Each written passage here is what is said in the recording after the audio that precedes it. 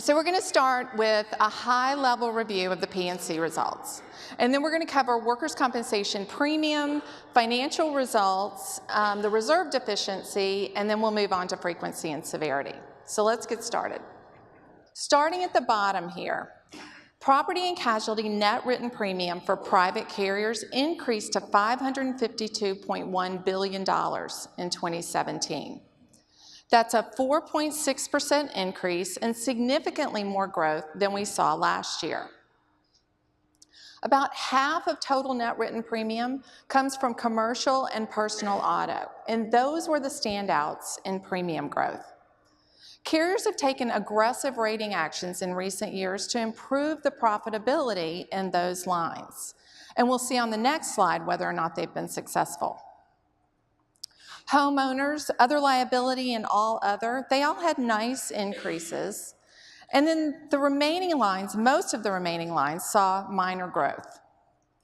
What clearly jumps out here is workers' compensation. It was the only line of business that had a decrease in net written premium in 2017. Workers' compensation fell by 0.7% to $39.8 billion. Here's the combined ratio. Starting again at the bottom, for the industry as a whole, the combined ratio increased by 3 points to 104 in 2017.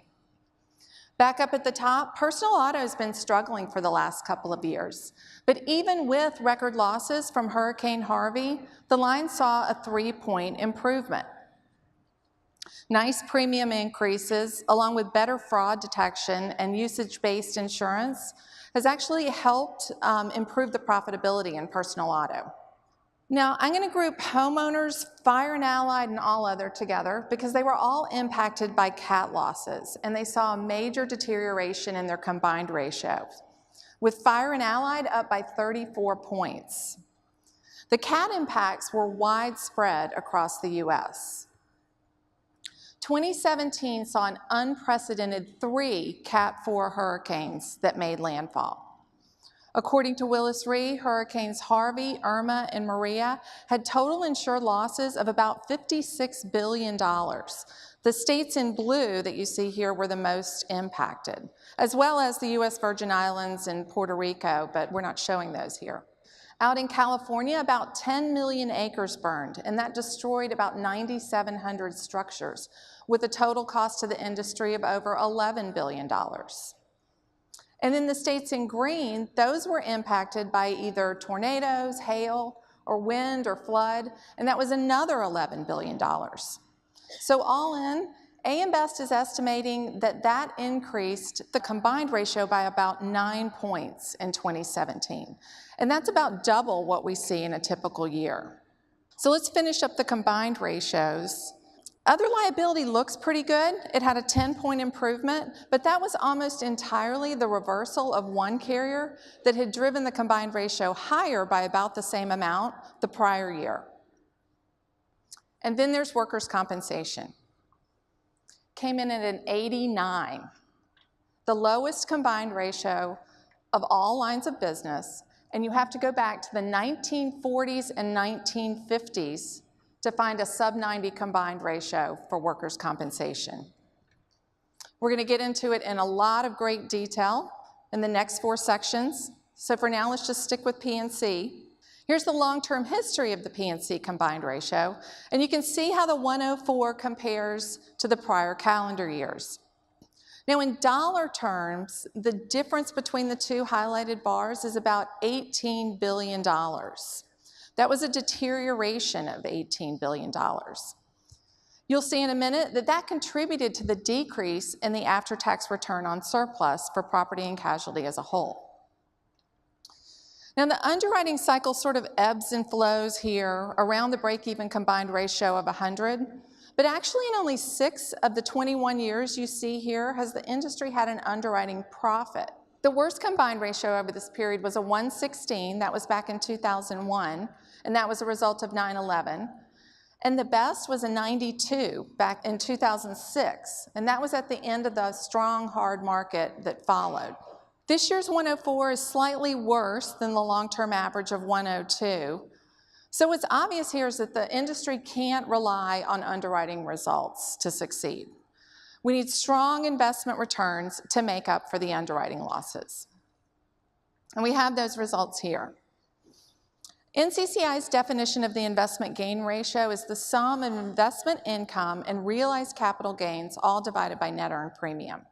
Now, the blue portion of the bar is net investment income, and it's remained pretty stable at about 9%.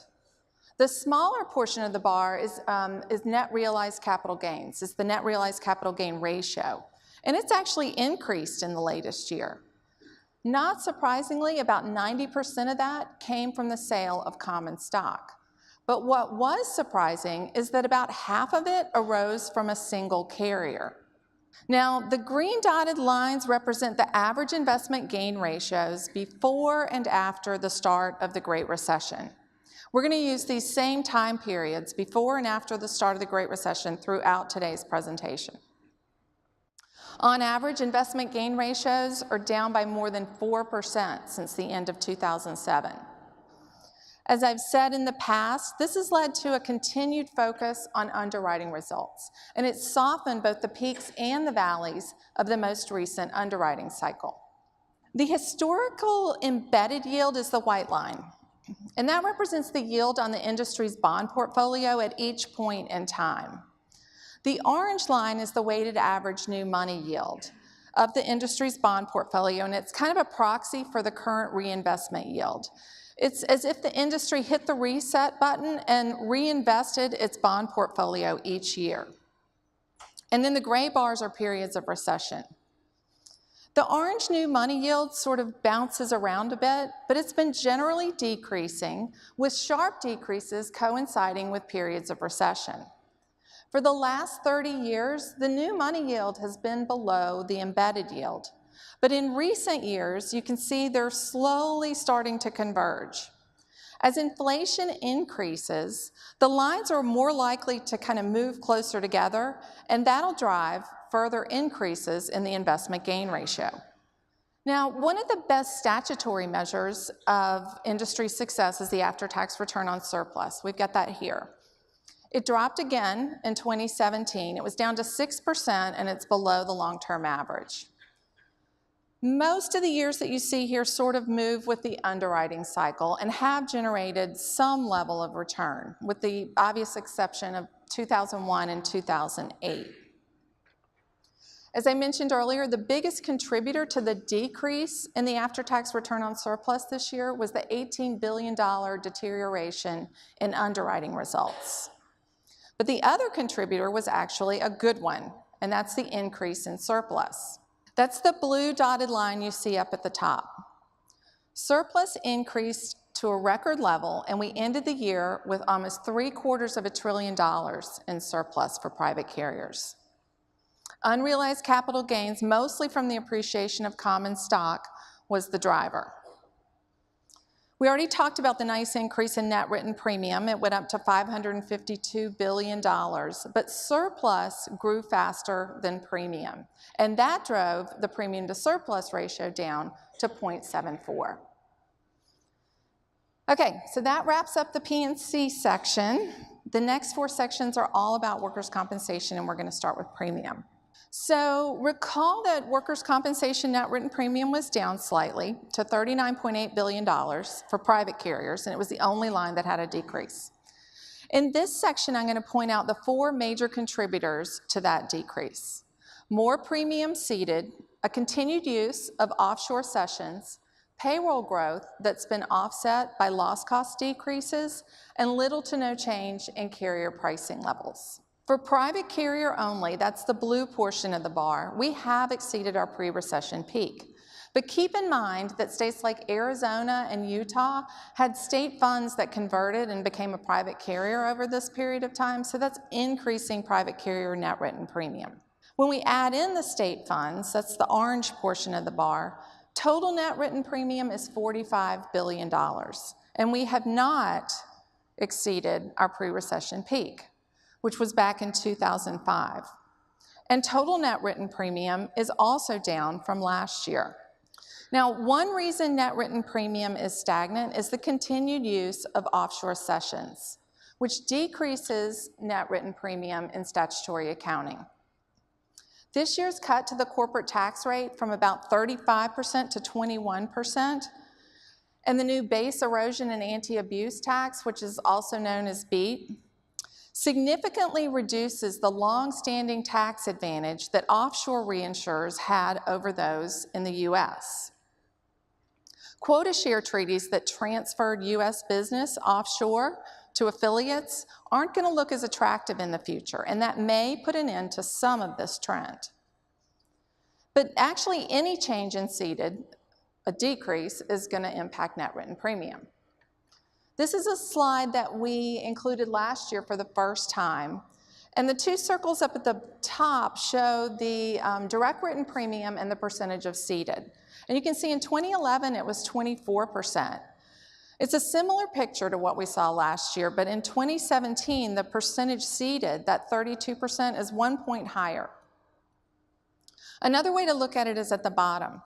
Since 2011, direct written premium has increased at an average annual growth rate of about 6%, but ceded has increased at about 11% per year.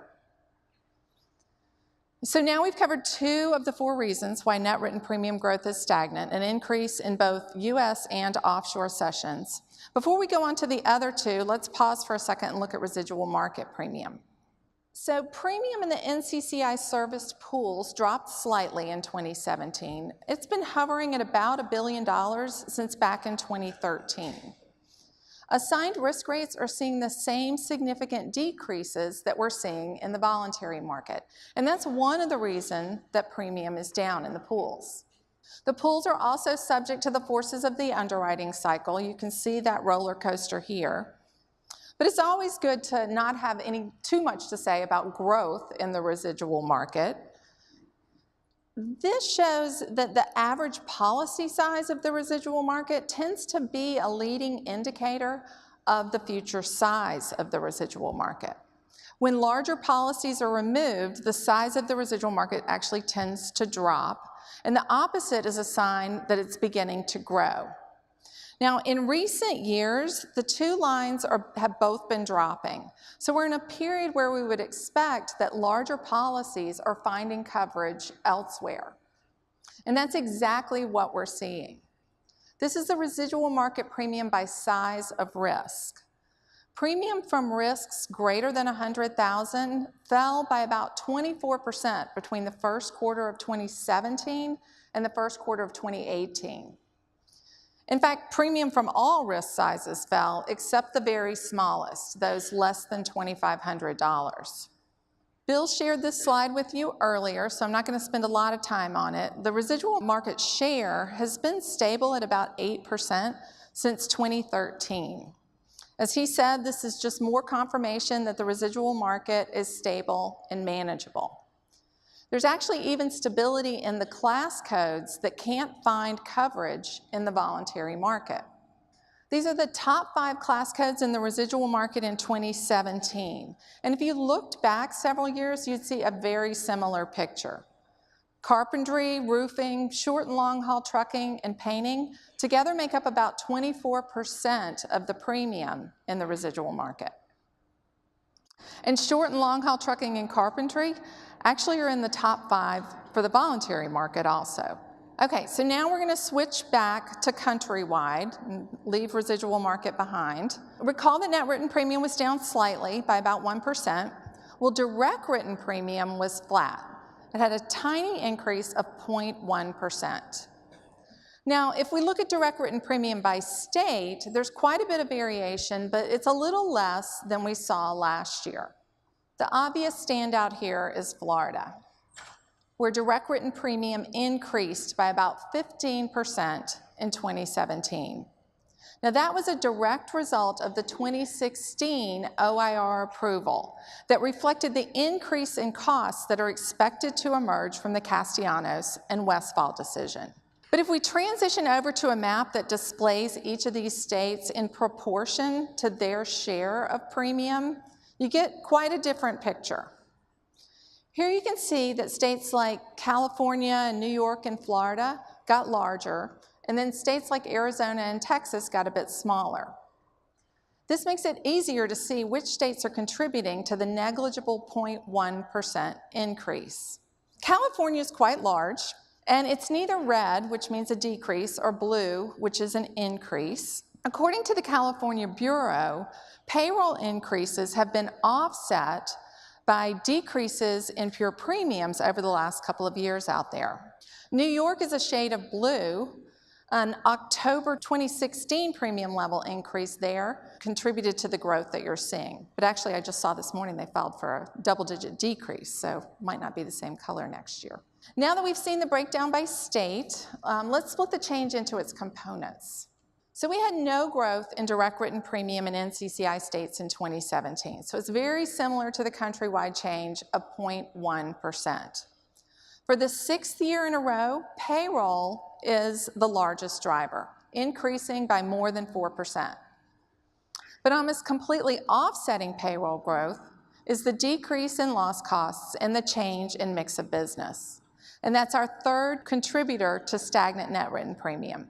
Payroll growth offset by loss cost decreases. We're seeing it in NCCI states, and as I mentioned, it's also happening out in California. Carrier discounting increased premium by about 0.5%, but that was offset by all other factors, so those just cancel out.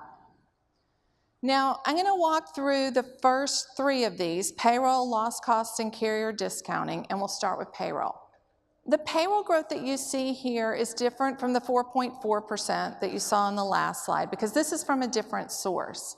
That was from policies written in NCCI states, and this is from Moody's, and it allows us to dig deeper into the growth. The change in payroll is basically a combination of the change in wages and the change in employment, and both contributed about the same amount to the growth, 1.6% and 1.8%.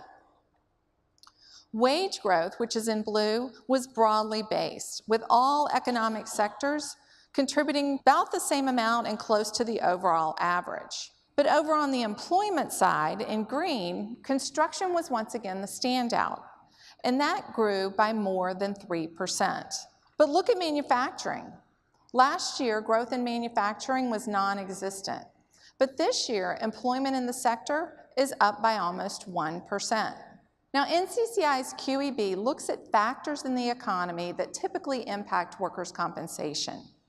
Each quarter includes a drill-down section that focuses on current topics that are relevant to the system.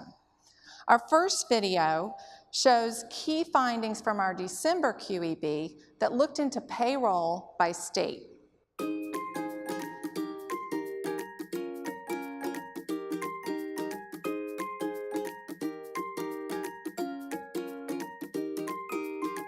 For the last few years, increases in payroll have been the primary driver of changes in workers' compensation premium. All else equal, payroll volume is affected by changes in both employment and wage levels, both of which vary across states. Let's look at these 2 components in more depth, beginning with employment. These maps show employment growth by state for each of the last 2 years. While the countrywide percentage growth in employment was similar between 2016 and 2017, differences at the state level were observed.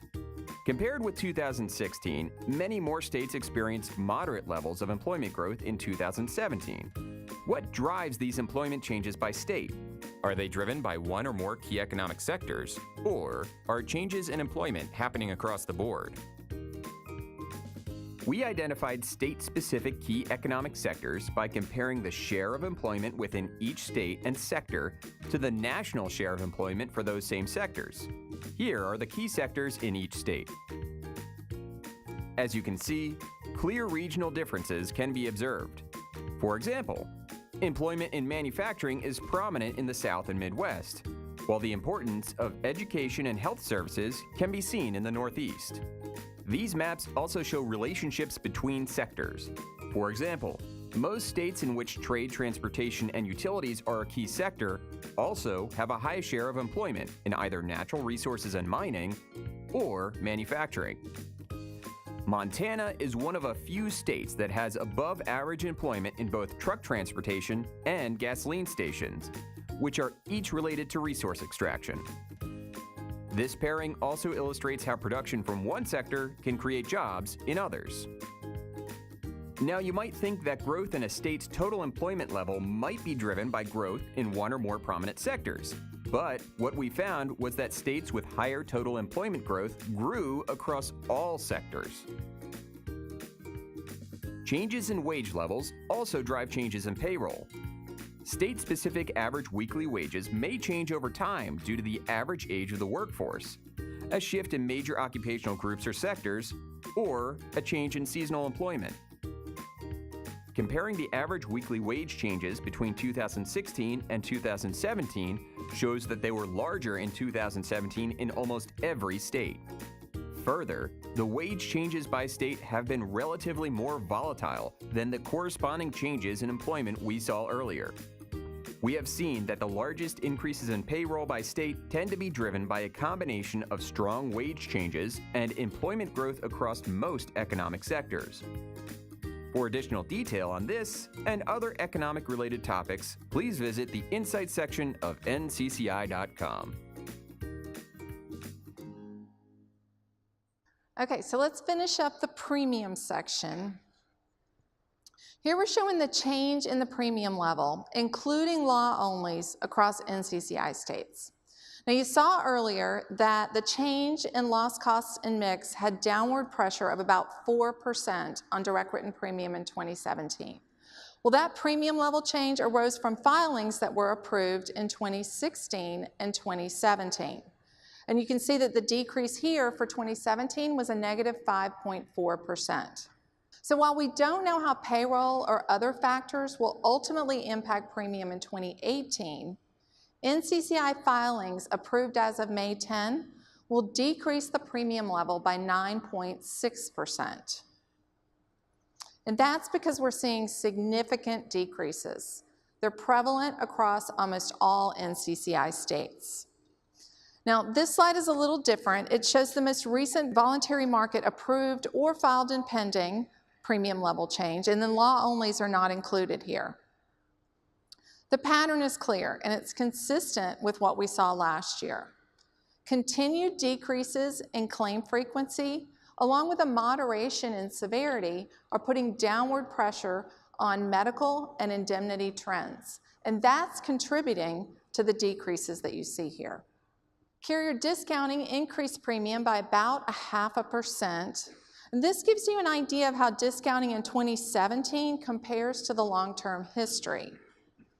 Now, the impact of discounting, which includes schedule rating, rate and loss cost departures, and dividends, you can see it's been relatively mild in recent years. In comparison, back in the late 90s, carriers were discounting between 20 and 25% downward. And here you can see that that same period brought deep discounting in all three areas: dividends up at the top, schedule rating, and rate and loss cost departures. But since 2002, schedule rating credits have been offset by upward rate and loss cost departures. And dividends have sort of just gone away for private carriers. In 2017, a slight increase in schedule rating credits was offset by a slightly higher increase in upward rate and loss cost departures. But generally speaking, the values have been pretty stable, I'd say, for the last few years. Now, here's the latest CIAB pricing survey, and the percentage of respondents seeing increases at renewal is pretty stable. That's the blue portion of the bar. It went from 13% to 12%.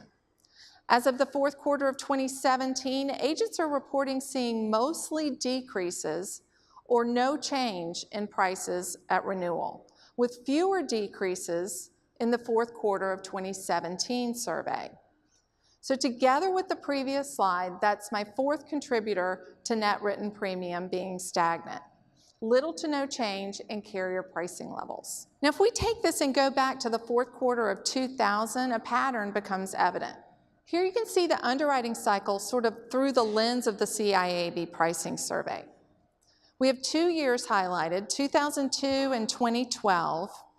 Those years coincided with the turning point in the underwriting cycle. In other words, those were the years where combined ratios began to improve. It takes a couple of years after that turning point, but price decreases quickly become the norm. So the underwriting cycle is alive and well. In the more recent 4 years, we've actually seen a lot of decreases, but they kind of fit right into the typical underwriting cycle. So that wraps up the premium section. Let's look at results. Here's the long-term history of the workers' compensation combined ratios, and there's the very low 89 in 2017. That's 5 points lower than last year's 94 and well beneath the previous low of 93 we saw back in 2006. The difference between the peak and the trough of the prior underwriting cycle was almost 30 points, while the spread in the current underwriting cycle is only 25 points, and both the peak and the trough are lower. Long-tailed lines like workers' compensation rely heavily on investment income, and the unprecedented low interest rate environment has led underwriters to sharpen their pencils, and they've clearly remained diligent. The result has been a cycle with underwriting gains achieved 4 years in a row, a 7-year trend of improving results. So as the name implies, the combined ratio is a combination of 4 ratios: dividends, underwriting expenses, LAE, and losses. And this gives you an idea of the relative size of each of those ratios. If we start at the bottom and kind of work our way up, the loss ratio is the clear driver of the decrease in the combined ratio. It was down 4 points, and it's the lowest we've seen in decades. LAE as a percentage of premium continues to fall, and it's now at about 13%. Underwriting expenses are in orange, and they've remained in a pretty tight range over the period. In 2017, they came in at 26%. For private carriers, dividends, which are up at the top, are fairly insignificant. They contributed about 2 points. Back when most states were administered pricing, carriers were limited in their ability to compete, so they utilized dividends to attract and retain policyholders. Since back in the 70s and 80s, it was common to see dividends in the 5 to 10% range. But in a loss cost environment, dividends are less common, and the ratio hovers around 2%, it seems like, 1 to 2%. Here's the LAE to loss ratio. We round the latest year, but it's very similar to what we saw last year. We talked about the loss ratio being the driver of the low combined ratio. Well, a stable LAE to loss ratio means that the LAE fell at about the same rate as the losses. Since the end of the Great Recession, the ratio's been trending a bit higher, but that's likely a result of the favorable loss experience that we've been seeing. Now, we show the residual market combined ratio on a policy year basis. In 2017 that you're seeing here is an incomplete year, so you can't rely too heavily on the 106. 2016 is more mature, and it's probably more representative of the results for that year. It's showing a small underwriting gain with a combined ratio of 98. In the pools, the pattern before and after the start of the Great Recession is pretty similar to what you saw earlier. The average combined ratio in the more recent period is about 4 points lower, and the peak and the trough are actually both lower also. So, as I mentioned earlier, it takes more than underwriting expertise to have success in a long-tailed line like workers' compensation. Investment income is important. These are from the annual statement IEE. And in the IEE, it separates investment income into gains attributable to insurance transactions and then those attributable to capital and surplus. When we focused on the P&C industry as a whole, we had the split between realized capital gains and net investment income, but that's not available by line of business. So here we just have the IGIT, and part of realized capital gains are actually embedded in these numbers. Our preliminary estimate for 2017 is an IGIT of 12%. That's below the long-term average of 13.2%, but it's in line with what we've been seeing in the more recent years. That brings us to the operating gain. So a combined ratio of 89 paired with an investment gain ratio of 12 has led to an unprecedented operating gain of 23. Now, Bill showed you this slide earlier, but now we've connected all the dots by showing you the underlying financial results that got us to this number.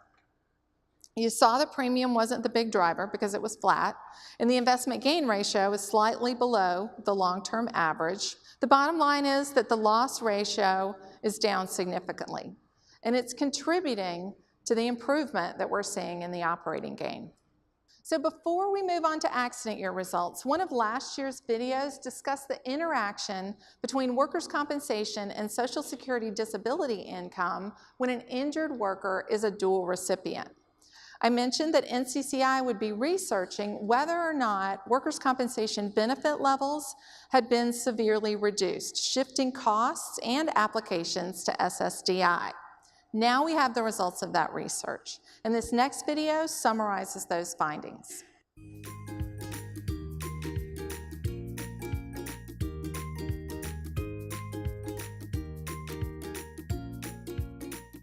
Recently, we introduced the interaction of workers' compensation and Social Security disability insurance, or SSDI for short. It's a complex topic, but important to understand considering recent increases in SSDI applications and benefits. Were these increases driven by changes in workers' comp benefits? Our recent research reveals that's not likely the case. The number of people applying for SSDI benefits roughly doubled between 2001 to 2010, then steadily declined through 2015.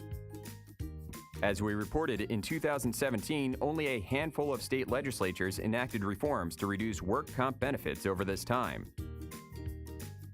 Our recent research also revealed that in these states, the number of SSDI applications didn't immediately increase following those reforms. Rather, SSDI applications tended to follow a similar pattern across all states, perhaps driven by larger economic forces. Total SSDI benefits paid have also increased significantly since 2001, though some of this growth was due to inflation. Although there was no evidence of a reduction in work comp benefits driving increases in SSDI applications, we investigated another interaction between the programs that could result in cost shifting. As you might recall, some injured workers may become eligible to receive both SSDI and workers' compensation benefits. Roughly 1 out of every 10 SSDI recipients have also qualified for work comp benefits. This small group of dual recipients is unlikely to drive total SSDI benefits, and exploring the impact of workers' compensation law changes on dual recipients supports this conclusion. The interaction between SSDI and workers' compensation for dual recipients depends on the work comp benefits awarded, which can vary greatly depending on state law, how much the claimant earned before getting hurt, and the severity of the injury. Injuries resulting in permanent total disability are infrequent, and therefore not many dual recipients would be affected by a change to work comp PTD benefits. Most dual recipients suffer injuries resulting in permanent partial disability. With that in mind, our research looked at several scenarios and case studies. Let's take a look at some of the findings. What happens over the lifetime of a dual recipient claim if a state law is changed to reduce work comp PPD benefits? Our analysis showed that even in a state with a sizable decrease in work comp PPD benefit levels, SSDI benefits would only increase by less than 1%. Similarly, we found that in other states' large increase in PPD benefits would only slightly decrease SSDI benefits payable. Why is this the case? Work comp PPD benefits are typically limited in duration, whereas SSDI benefits are payable until retirement age. The many moving parts of workers' compensation and SSDI work together to provide benefits for permanently disabled workers and their dependents. Changes in the benefits paid by one program could impact the other. However, our research indicates that recent changes in state work comp benefits have likely had little impact on total SSDI applications and benefit payments.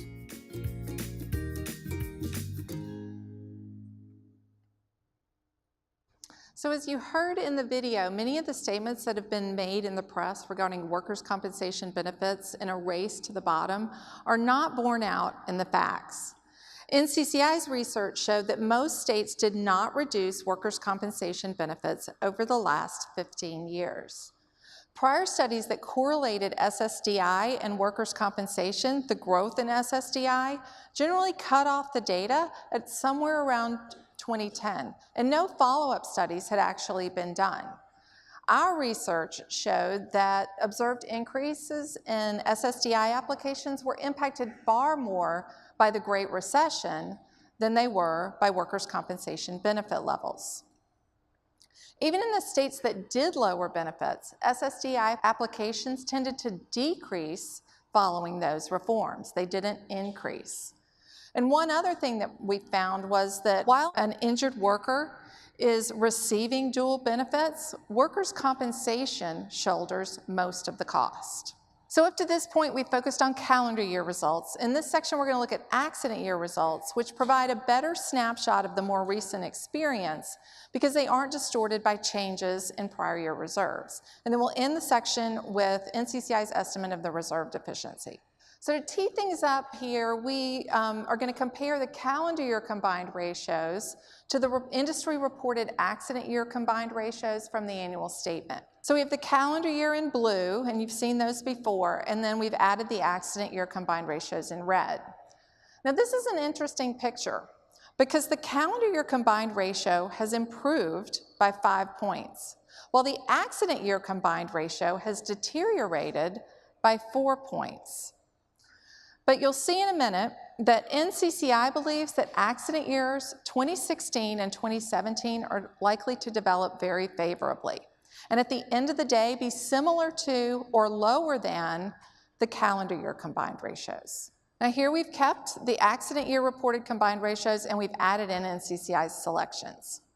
For example, for accident year 2017, the industry reported a combined ratio of 99. But NCCI expects it to develop favorably down to 91 over time, which is similar to the calendar year combined ratio. For accident year 2016, NCCI expects the reported combined ratio of 95 to develop downward to 89 over time, and that'll be better than the 94 calendar year combined ratio. This is where you can see that we think accident years 2013 through 17 are going to develop favorably, and the opposite is going to occur for the older years. Now, if we strip out the expense component, we're left with just the loss and LAE ratios, but the picture that you see here is pretty similar to the prior slide. If we take the difference between NCCI's selected and the industry booked loss and LAE ratios, you get the red and the green shaded portion of the bar. You multiply that by premium and that represents the size of the reserve redundancy or deficiency for each year. The largest difference is in accident year 2017, and that means the newest year is having a big impact on our industry reserve deficiency estimate, which we think right now is about $1 billion, or 1% of total calendar year reserves. That's down from last year's $5 billion, and it's very low relative to what we've seen in the past. It's actually the lowest of all the years that you see here. Now, as with other statistics, the reserve deficiency is cyclical. As underwriting results deteriorate during the building of a soft market, carriers kind of accumulate reserve deficiencies to improve their calendar year results. And then the opposite happens as the market hardens, and that allows carriers to work off these deficiencies. Now, NCCI's definition of the reserve deficiency is gross of tabular discount, which is the allowed reduction in statutory reserves for lifetime pension claims. Note that the tabular discount is $4.3 billion of the $1 billion deficiency.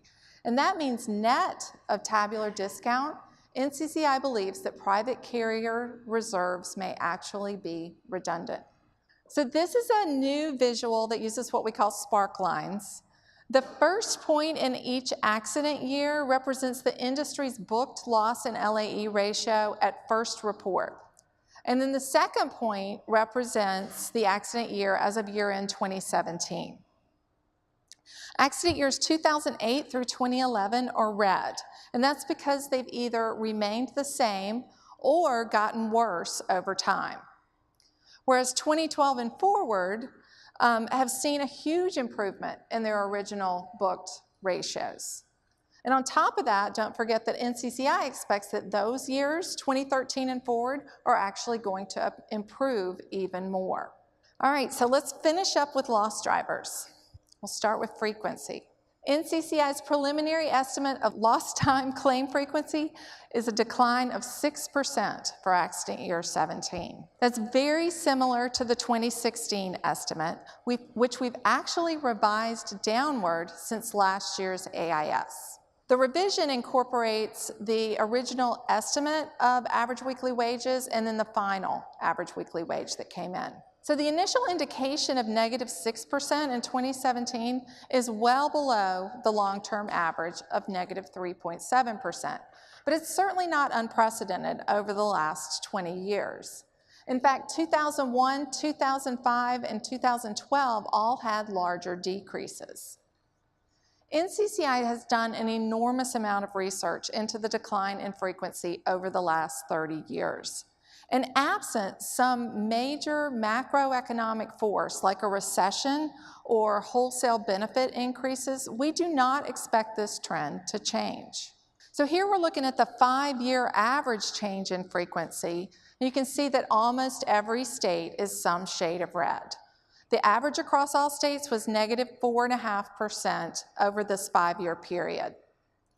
Now, having said that, there's one interesting finding from a soon-to-be-released NCCI study that actually shows there's at least one type of claim that's increasing in frequency over this period, and that's motor vehicle accidents. Now, that could be problematic because the severity on average for motor vehicle accidents is about twice as high as average claim severity. So in this slide, we've added a map on the left, and it's the same exact data from 20 years ago.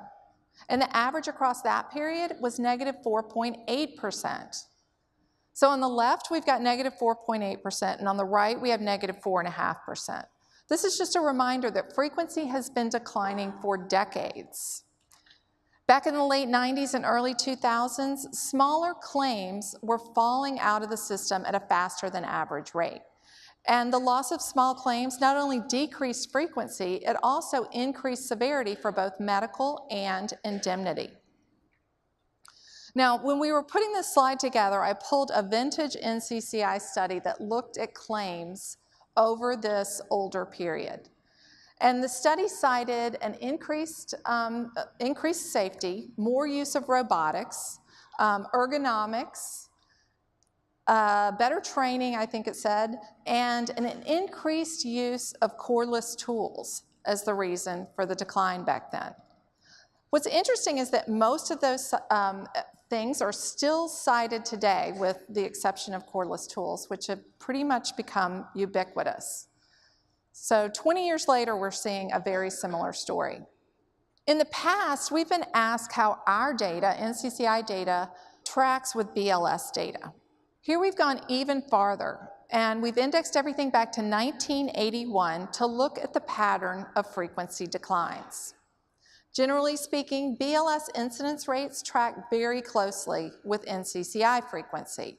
Throughout the 80s, frequency was increasing because there were lingering effects from the 1972 National Commission. An increase in benefits over that period led to more utilization, and that drove frequency higher and lengthened duration. And unfortunately, rates did not keep pace. What followed was a crisis and then more reforms, and then that began the long march down for frequency that you see here. So there's been a lot of talk about large claims recently, or some people are calling them mega claims. We have a few takeaways on the following two slides that look at claim counts by size of claim. This is a slice of data that actually explains why it's important to understand the trends and the common characteristics behind these larger claims. The average inflation-adjusted claim over this period is about $40,000. That's the orange line. The majority of lost time claims, about 75%, cost less than the $40,000, and they make up about 25% of lost dollars. Now, in comparison, larger claims that are over $1 million are about 0.5% of claims, so very small, but they're about 7% of lost dollars. So how have those large claims changed over time? Well, if you start with claims less than $1 million, and these are inflation adjusted, that's the orange line up at the top, they've been generally declining since 2001. But look at the larger claims at the bottom. Those are the blue lines. They don't have the same pattern, and in fact, they're relatively more volatile. So before we cover indemnity severity, many of you may have heard that NCCI has a new indemnity data call. This last video introduces you to the call, and it'll show you some of the benefits that we expect to receive from this data.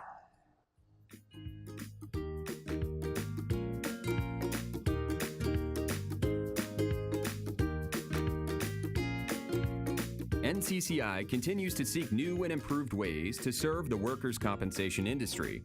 A significant improvement will come with NCCI's Indemnity Data Call, which will notably enhance our ability to support the industry through the objective pricing of system changes and enrich NCCI's actuarial analyses in the areas of rate making and research. Focusing on pricing system changes due to legislation, regulations, and judicial decisions, NCCI will use this new data source to quantify the impact of changes we were previously unable to estimate. This new data will also improve the accuracy of our estimates. Let's look at a few examples. Many states require that when determining an injured worker's impairment rating, physicians must use guidelines published and periodically updated by the American Medical Association. In the past, credible data was not readily available to estimate the resulting impact on work comp costs due to a change in the criteria or factors used in determining an injured employee's level of impairment and disability. Going forward, NCCI's Indemnity Data Call will collect separate impairment and disability rating information, which will assist in quantifying such changes. The call will also provide NCCI and the industry with more robust information related to lengths of time between key milestones in the life of a claim. This will enable NCCI to estimate cost impacts for system changes associated with key dates, such as the termination of temporary disability benefits, maximum medical improvement, and return to work. As another example, data reported on the call will include the level of disability attributable to a pre-existing condition, to the extent it impacts the amount of compensation. This data will be useful when estimating the impact of changes to laws regarding the proportion of covered benefits in cases involving pre-existing disabilities, including interactions with second injury funds. NCCI's present method for estimating changes in injured workers' maximum and minimum weekly benefits utilizes a country-wide distribution of workers' wages. In some cases, an injured worker may have a diminished ability to earn the same level of wages. This is referred to as a loss of earnings capacity. The Indemnity Data Call will include pre-injury weekly wages and loss of earnings capacity percentages, which NCCI will use to calculate more accurate distributions using state-specific wage data. These are just a few of many examples that illustrate the tremendous value the Indemnity Data Call will bring to the industry. Stay tuned as we continue along the call's implementation timeline. Okay, so here's the implementation timeline for the IDC. It was approved by our board in January, and we just released the implementation guide and a webinar that explains the call. We'll have more updates closer to the end of 2018, and then into the new year, our data educational program will have classes that explain how to collect the data and report the data for the call. By the second quarter of 2020, carriers should be collecting the data, and then the first report is due to NCCI by the end of the third quarter of 2020. All right, so let's look at severity. NCCI's preliminary estimate for indemnity severity is $24,400. That's up 4% from last year and a little more growth than we've seen in recent years. Now keep in mind the changes that you see here include any changes in wages, duration, and benefits. Another valuable benefit of the indemnity data call is that it's going to give us data that we need to study duration, which is an important component of both medical and indemnity severity. Now, if we index indemnity severity and wage inflation back to 1997, the cumulative change in indemnity severity is 112%. And that compares to a change in wages of only 81%. Most of the gap in these two numbers arises from the older years, where indemnity severity was growing at a much faster pace than wage inflation. You can see that more clearly here. From 1997 to 2007, the change in indemnity severity outpaced wage inflation by almost 2% per year on average. Now keep in mind that the elimination of smaller claims that I mentioned earlier contributed and partly drove to the rise in indemnity severity over those years. In contrast, over on the right, over the following 10 years, indemnity severity and wages have grown at a very similar rate. Here's the 5-year average annual change in indemnity severity by state. Across all NCCI states, this is 1.8% over the period. Now, we talked about Oklahoma. We've talked about that a lot in the past. Tennessee is also a shade of red. Both states enacted significant indemnity benefit reforms back in 2014. Alaska stands out as the state with the highest increase over this period. The driver there was large claim activity in 2016, which is at the end of the period, and that's driving it up. All right, so now let's talk about medical. Preliminary lost time medical severity for 2017 was also up 4% to $29,900. Now, our estimate for last year's severity for 2016 was a plus 5%, but we've actually revised that upward to plus 6%, so a little higher. But keep in mind that that's coming off of a decrease in medical severity that we saw in 2015. We're still monitoring that year very closely, but what we've seen is that as the claims have emerged, that drop in medical severity has actually held up over time. Here we're indexing medical severity back to 97 like we did for indemnity, and the change in medical severity over the period was 175%. That compares to a change in the personal healthcare chain-weighted price index of 61%. So how do you explain the gap? Well, once again, the majority of the gap arose from the pre-recession years. You can see that here. Between 97 and 07, medical severity grew at about 4.5% per year faster than the price of medical care. But over the following 10 years, the indices are tracking very closely together. The magnitude is different, but it's a really similar story to what we're seeing with indemnity severity. The decline in small claims that I talked about, that's also contributing here to medical. And in addition, cost containment measures like fee schedules and drug formularies and treatment guidelines and utilization reviews, that's all contributing to the tempering of medical severity, and that's helping to keep medical severity costs in check. Here's the 5-year average annual change in medical severity by state. Across NCCI states, the average is about 2.3% over this period. Nevada stands out as the state with the highest increase. That was due to a very large claim at the end of the period in 2016. On the other extreme, North Carolina is a state that showed a decrease over the period. That was driven by a large claim at the beginning of the period, but then they've also had 2 medical fee schedule decreases, one in 2013 and one in 2015. So let's end on a good note. The opioid crisis has had a tragic impact across the United States, but there are some signs of improvement in workers' compensation claims. Research utilizing NCCI's medical data call looked at opioid use in claims that received a prescription of any kind.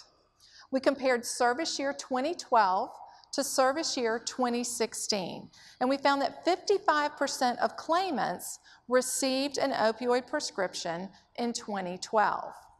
But by 2016, the share had decreased to 45%.